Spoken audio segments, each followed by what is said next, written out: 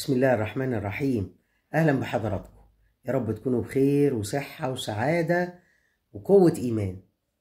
نكمل قصتنا وده الجزء الثالث. بس قبل ما نبدأ، اللهم صل وسلم وزد وبارك على سيدنا محمد وعلى آله وأصحابه أجمعين. وقفنا الحلقة اللي فاتت لما دلال هانم كانت في أوضة العمليات وولدت. ربنا رزقها بالبنوتة زي ما الأشعة قالت لها. البنوتة نزلت سليمة وجميلة وصحتها كويسة وزي الفل. دلال طبعا كانت طايرة من الفرح ومش عارفة تعمل ايه. فجوزها زكريا بعد ما خرجت طبعا من أوضة العمليات، الحمد لله على السلامة وكده، واتبسط منها وفرح بيها وفرح بالبنت، وقال لها هتسميها ايه بقى؟ قالت له هسميها حنان على اسم والدتي، لان انا كنت بحب والدتي جدا، عشان كل ما اناديلها اقول لها يا حنان ادعي لوالدتي بالرحمه. قال لها طيب تمام. قالت له بص بقى يا زكريا. قال لها نعم. قالت له انا يوم كده ولا يومين وهخرج ارجع البيت. قال لها ان شاء الله بالسلامه تنوري الدنيا كلها. قالت له بص عشان تبقى عارف، اذبح عجلين، لا 3 4، خليهم 4، اذبح 4 عجول وفرقهم على اهل القريه، وكمان جهز 3 عرايس، جهز 3 عرايس يكونوا مستحقين، وكمان اكفل 10 ايتام. قال لها ايه ده دلال هانم ده كله؟ ايه ده يا جميل ده كل ده؟ قالت له انا كنت ندراها لو قمت بالسلامه وربنا كرمني ورزقني بابن او بنت كويسه وكامله وما فيهاش اي حاجه، انا هعمل كل ده. انا عايزه كل البلد تفرح زي ما انا فرحانه. وعايزه اقول لك حاجه كمان يا زكريا، انا مش عايزه اي حد يكرهني ولا يدعي عليا. قال لها ومين بس يكرهك يا ست هانم؟ ده البلد كلها بتحبك وبتدعي لك من الخير اللي انت بتعمليه. قالت له مراتك. انا مش عايزه مراتك زهور تكون كرهاني. انا عايزاها تيجي تحضر السبوع وتقعد معانا، وقول لها ان انا مش بكرهها. وفي حاجه كمان، لو كانت عايزاك خلاص تروح تقعد معاها على طول، اقعد معاها، انا ما عنديش مانع، مش ضروري تبات معايا تاني. انا خلاص عندي حنان حبيبتي ملت عليا الدنيا. قال لها يعني انت كنت متجوزاني بس عشان تخلفي وبعد كده خلاص مش عايزاني؟ قالت له لا يا زكريا، يعني انت عارف ان انا كان في دماغي الخلفه اصلا، ولا كانت تيجي على بالي ابدا حتى.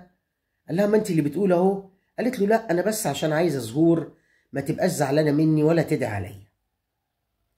فيا ريت تقنعها تيجي السبوع، وقول لها زي ما انا قلت لك كده، عشان تبقى عارفه ان انا مش عايزه اضايقها باي حال من الاحوال. وخلي ولادك كمان يجوا السبوع عشان يعرفوا اختهم، انا مش عايزاها تطلع وحيده زيي، انا عايزاهم يعرفوها هي كمان تعرفهم وتكبر في وسطيهم ويبقى ليها اخوات كويسين. طبعا زودت بقى اللي كانت بتديله زهور واللي كانت بتديله ولادها، زودته جامد، وقالت له اديهم كل اللي هم عايزينه، ما تحرمهمش من حاجه ابدا، اديهم بزياده.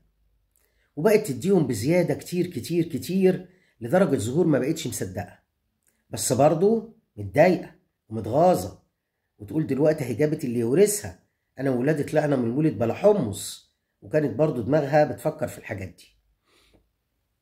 سبحان الله، يا وارث مين يورثك؟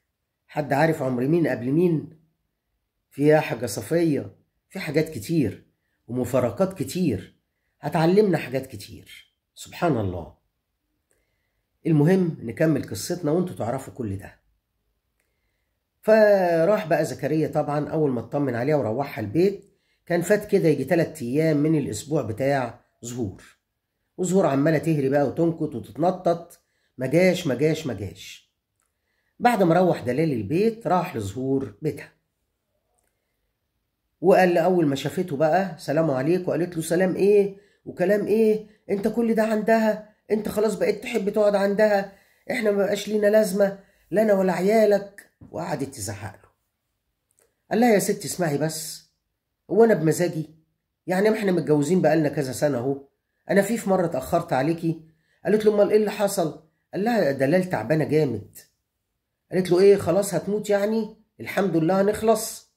قال لها حرام عليكي ما تقوليش كده، دي ما بتجيبش سيرتك الا بكل خير، عمرها ما قالت عنك كلمه وحشه. قالت له خير، امال في ايه، تعبانه من ايه؟ قال لها ابدا، ست دلال ولدت. قالت له ولدت؟ يعني انا قلت هتموت وهي بتولد تقول لي ولدت وقامت بالسلامه؟ اه ولدت الحمد لله. يا رب تموت. قال لها حرام عليكي، ما تدعيش عليها، ما تدعيش عليها، دي موصياني اقول لك تيجي السبوع انت وولادك وتحضروا معانا، لدرجه انها قالت لي لو مش عايز تقعد معايا وعايز تقعد مع مراتك على طول اقعد، بس انا طبعا ما ينفعش، لان بقى ليا بنت عندها لازم اراعيها زي ما براعي ايه ولادنا هنا. طبعا هي بقى زهور مش قادره تصدق اللي بيتقال ولا قادره تصدق اللي بيجرى، وعماله متضايقه باستمرار وبتدعي على مين؟ على دلال. في الوقت اللي دلال فيه عايزه يعني ترضيها باي شكل.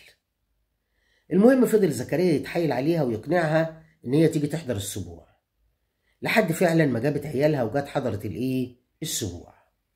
اول ما دخلت البيت وشافت الفخامه والوسع والفرش والكنب والانتريه والسفره، وشافت الكلام ده كله بقى قصر كبير مليان خدم وحشم وناس بتشتغل ودنيا تانية.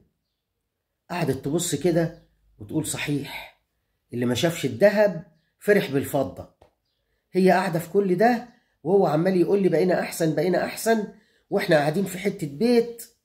وشافت بقى في الوقت ده إن بيتها ده حاجة بسيطة، يعني مش تفتكر بقى إنه كان إيجار وكان مهدود وكان مش حلو وتفتكر كده وتحمد ربنا، لأ، كل اللي افتكرته بقى إنها تقارن بين بيتها وبين بيت دلال اللي يعتبر قصر.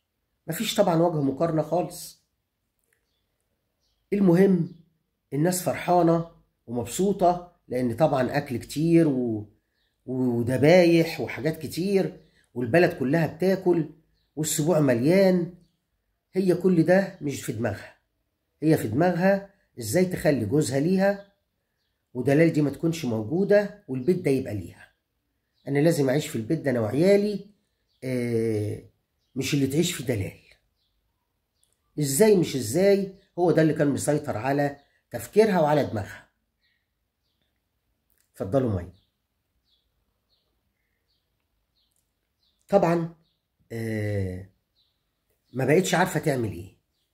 المهم ان دلال طبعا ملهاش في الكلام ده كله، هي بقى ما تعرفش هي بتفكر ازاي، تفكر زي ما تفكر، هي حره.